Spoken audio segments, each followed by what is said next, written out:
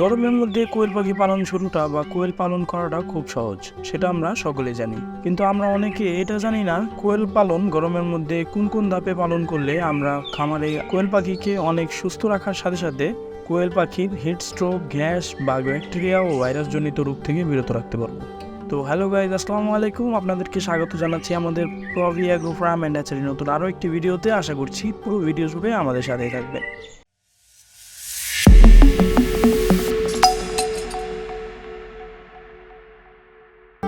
তো আজকে আমরা আমাদের এই ভিডিওতে আলোচনা করব আপনারা কিভাবে আপনাদের কোয়েল পাখি পালন শুরুটা গরমের মধ্যে শুরু করবেন, এবং যার যার কোয়েল পাখি পালন শুরুতে কোনো ধরনের পূর্ব অভিজ্ঞতা নেই, আসলেও তারা গরমের মধ্যে কিভাবে কোয়েল পাখি পালন করবেন সেই বিষয় নিয়ে আজকে আমরা বিস্তারিত আলোচনা করব। আপনারা এই গত শীতের মধ্যে অনেক ভাইরা আমাদের মেসেজ করে বলেছেন যে ভাইয়া, আমি কোয়েল পাখির খামার শুরু করতে চাচ্ছি।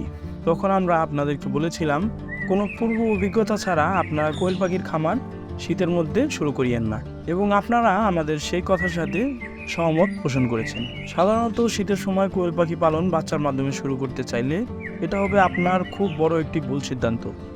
খামার শুরু করার জন্য সবচেয়ে উত্তম সময় হচ্ছে গরমকাল। তাই আপনারা কোয়েল পাখির খামার শুরু করতে চাইলে এই গরমে নিঃসন্দেহে আপনার কোয়েল পাখির খামার শুরু করতে পারেন। এতে করে কোয়েল পাখির খামারে শীতের দিনে যে রোগগুলো খুব সহজে ছড়িয়ে যেত বা কোয়েল পাখি ঠান্ডা লাগার মাধ্যমে যে বিভিন্ন ধরনের রোগে পাখি মারা যেত, তার হাত থেকে আমরা আমাদের কোয়েল পাখিকে খুব সহজে বাঁচিয়ে নিতে পারবো।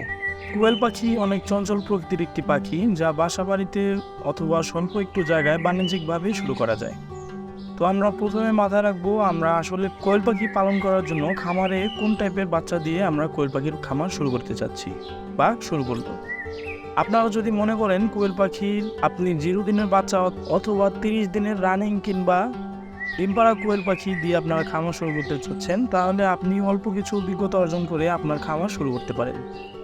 আপনারা যারা আমাদের নিয়মিত ভিডিও দেখেন তারা হয়তো সকলেই জানেন আমরা কোয়েল পাখি পালনের আগে সবসময় বলি আপনার আগে কোয়েল পাখি সম্পর্কে ন্যূনতম একটু হলেও জ্ঞান থাকা প্রয়োজন।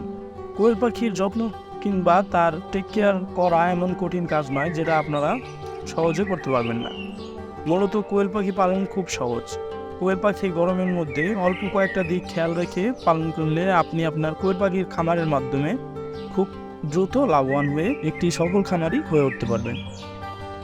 যেহেতু একত্রে অনেকগুলো কোয়েল পাখি আমরা পালন করে থাকি, তাই কোয়েল পাখি রাখার জন্য সবসময় গরমকালে এমন একটি জায়গা নির্বাচন করতে হবে যাতে সেই জায়গায় সবসময় বাতাস চলাচলের জন্য পর্যাপ্ত পরিমাণ ব্যবস্থা থাকে।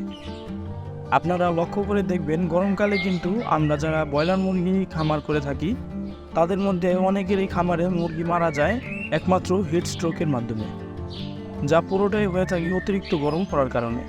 তাই যদি আপনারা আপনাদের কোয়েল পাখির খামারের কোয়েল পাখিকে হিট স্ট্রোক থেকে বাঁচাতে চান, তাহলে গরমকালে আপনারা আপনাদের কোয়েল পাখিকে প্রতিদিন দুপুরে খাবার দেওয়ার কিছুক্ষণ আগে তাদের গ্লুকোজ অথবা স্যালাইন পানির সাথে মিক্স করে খাওয়াতে পারেন।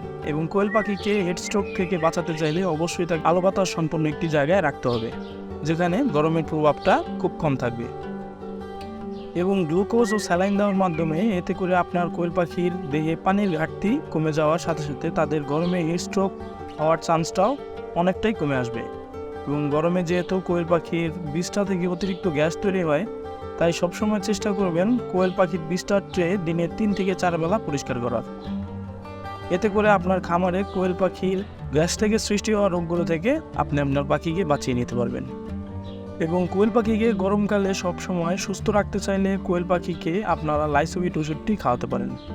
আমরা আবারও বলছি, গরমকালে কোয়েল পাখিকে এমনভাবে রাখতে হবে যাতে কোয়েল পাখির বাসস্থান সবসময় পর্যাপ্ত পরিমাণ বাতাস চলাচলের জন্য ব্যবস্থা থাকে। যেহেতু গরমকাল একটি বৃষ্টির মৌসুম, তাই সবসময় লক্ষ্য রাখবেন বৃষ্টির সময় যাতে কোয়েল পাখির খামারের ঘরের মধ্যে বা বাসস্থানে বৃষ্টির পানি প্রবেশ করতে না পারে।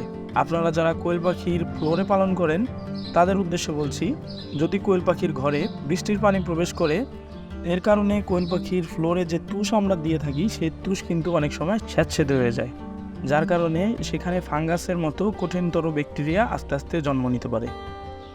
তাই সবসময় কোয়েল পাখির ফ্লোর ব্যবহারে তুষ সবসময় যাতে শুকনো থাকে সেদিকে আমরা অবশ্যই যেন ভালোভাবে খেয়াল রাখি।